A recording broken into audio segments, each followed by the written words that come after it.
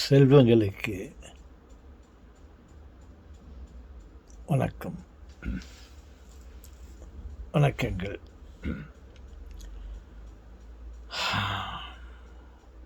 ஏன் தாத்தா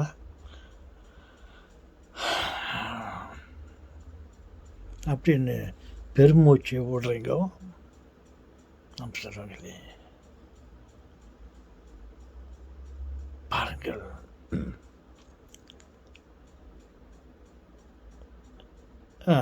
என்னை போல் மற்றவர்களுக்கும் அதிக வயதாகி இருக்கிறது. என்னை எடுத்துக்கொள்ளுங்கள். நான் சிறு வயதிலே இருந்து என் உடன்பிறப்புகளோடும் உறவினர்களோடும் நண்பர்களோடும் நான் வேலை செய்த நிர்வாகத்தில் என்னோடு வேலை செய்த பலரோடும் நான் இருந்தேன்.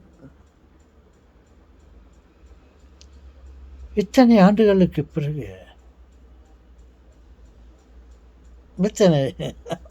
எத்தனை ஆண்டுகள் தாத்தா, ஏன் இப்படி பேசுகிறீர்கள்? இல்லை, இந்த 84 வருடங்களுக்குள் நான் சிலரை பற்றியெல்லாம் யோசித்தேன். அவர்களை சந்திக்க ஆசைப்பட்டேன். பழைய மனிதர்கள், அப்பா அம்மா, நண்பர்கள், என்னுடன் பணிபுரிந்த பல பெரியோர்கள், பல நண்பர்கள், இவர்களையெல்லாம் என் மனதிற்குள் கொண்டு வந்தேன். அவர்களை பார்க்க வேண்டும், பழைய நினைவுகளை பற்றி, பழைய சம்பவங்களை பற்றி அவர்களுடன் பேச வேண்டும். நாம் இப்படியெல்லாம் இருந்தோமே,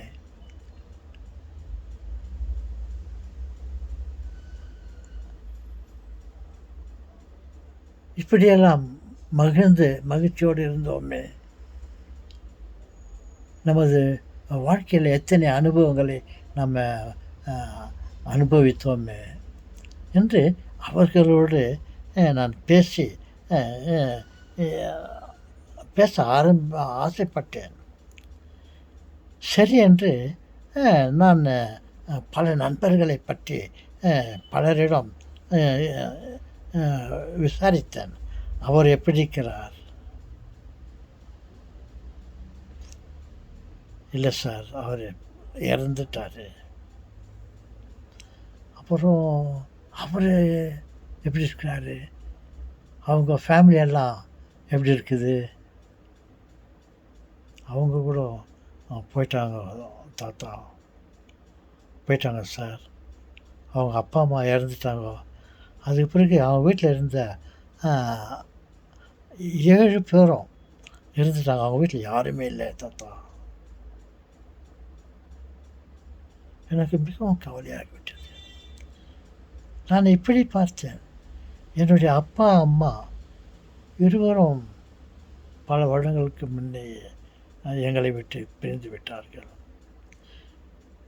எங்கள் குடும்பத்தோடு நெருக்கமாக இருந்தவர்களை பற்றி கேட்டேன், நினைத்து பார்த்தேன்.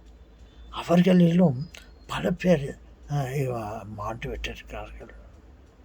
அதே போல என் நண்பர்களும், என் உடன் பிறந்தவர்களும், உடன் வேலை செய்தவர்களும், நான் இருக்கும் இடத்தில் ஒன்றாக வாழ்ந்து கொண்டிருந்த பலரை பற்றி கேட்டேன்.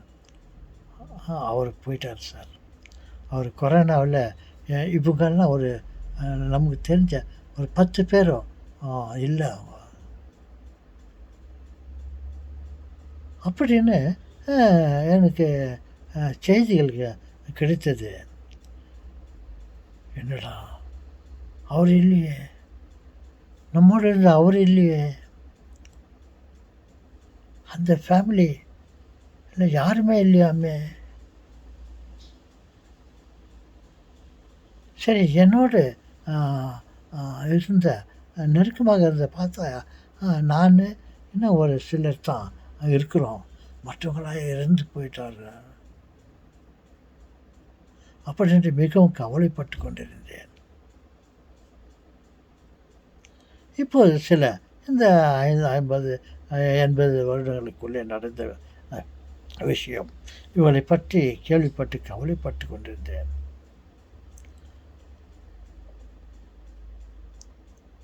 அப்பொழுது தான் மற்றொரு நண்பர் என்னிடம் பேசிக்கொண்டிருந்தார்.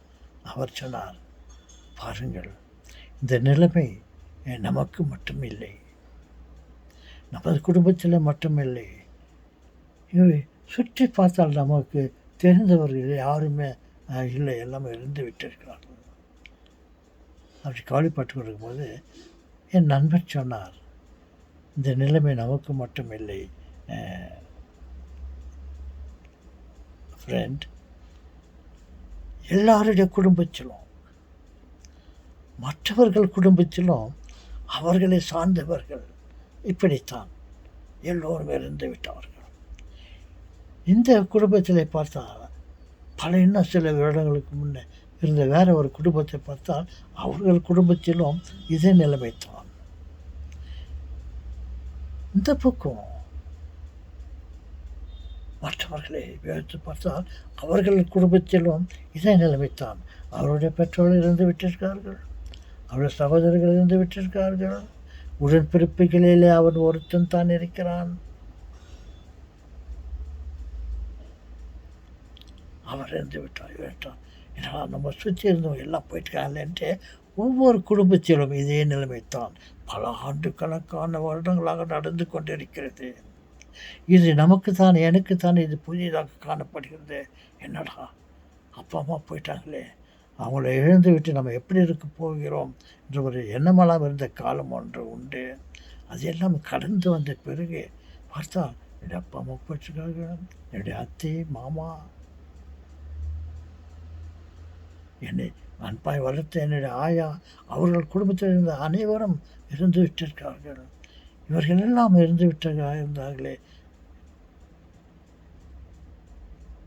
அப்படின்னு கவலைப்பட்டு கொண்டு இருக்கும்போது எனக்குள்ளேயே ஒரு தேற்றல், இந்த நிலைமை நமக்கு மட்டுமில்லை,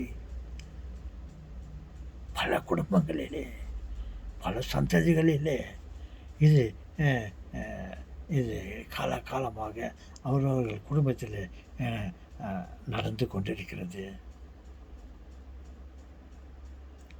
என்று அறிந்து உணர்ந்து என்னை நான் தேற்றி கொண்டேன். பாருங்கள், நமக்கு ஏற்பட்ட கஷ்டங்கள், இழப்புகள் நமக்கு மட்டுமில்லை. We are not alone. நம்மை போன்ற பல குடும்பங்கள் இதே நிலைமைத்தான் கடந்து வந்திருக்கிறார்கள், கடந்து விட்டார்கள். அதே போல்தான் நமக்கு பிறகு வரும் சந்ததிகளும் இதே போலத்தான். நமது குழந்தைகள், அவர்களுக்கு பிறகு போகும் குழந்தைகள், அவருடைய சந்ததிகள் எல்லாரும் இதே நிலைமை தான் சந்திக்கப் போகிறார்கள். அதுக்கு தான் அவர் இந்த மாதிரி ஒரு பாட்டை பாடினாரோ, போனால் போகட்டும் போடா, போனால் போகட்டும் போடா, இந்த பூமியில் நிலையாய் வாழ்ந்தவர் யாரடா, போனால் போகட்டும் போடா,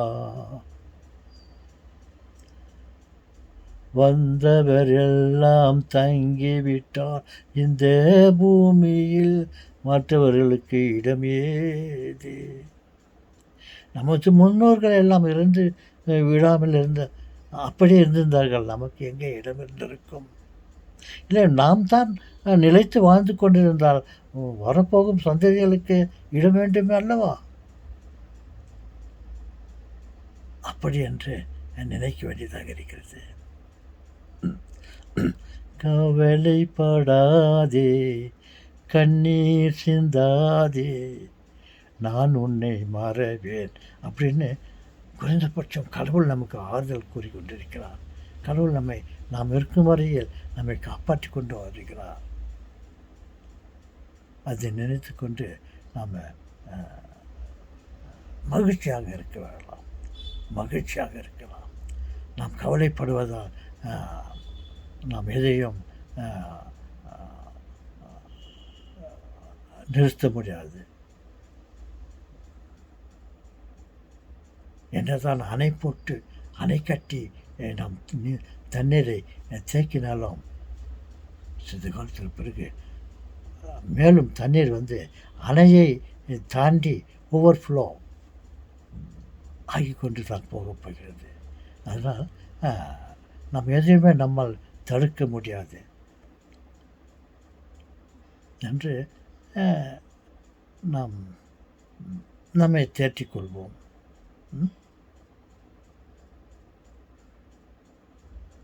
தாத்தா கவலைப்படாதீங்க தாத்தா, நீங்கள் கவலைப்படுறதை பார்த்தா எங்களுக்கு கூட அதே நிலைமை தான் வருமான்னு எங்களுக்கு இப்பயே கவலை வருகிறது தாத்தா. கவலைப்படாதீர்கள் சொன்னாங்களே, கடவுள் நம்மோடு இருப்பார். அவர் என்றென்றும் நம்மோடு இருப்பார். நமது அப்பா அம்மா, பெற்றோர்கள், நண்பர்கள், டீச்சர், அந்த பொண்ணு, இந்த கேர்ள் ஃப்ரெண்ட், அந்த பாய் ஃப்ரெண்ட் எல்லாம் போயிட்டாங்களே, என்னை கவலைப்படாதீங்க. ஒரே ஒரு ஃப்ரெண்டு நம்மோடு எப்போதும் இருப்பார். அவர் தான் கடவுள். நம்மோடு கடவுள் இருக்கிறார். நம்மை உருவாக்கின பிதா கடவுள், சர்வேஸ்வரன், ஈஸ்வரன் இருக்கிறார் நம்மோடு. நம்ம தைரியமாக இருப்போம், சந்தோஷமாக இருப்போம்.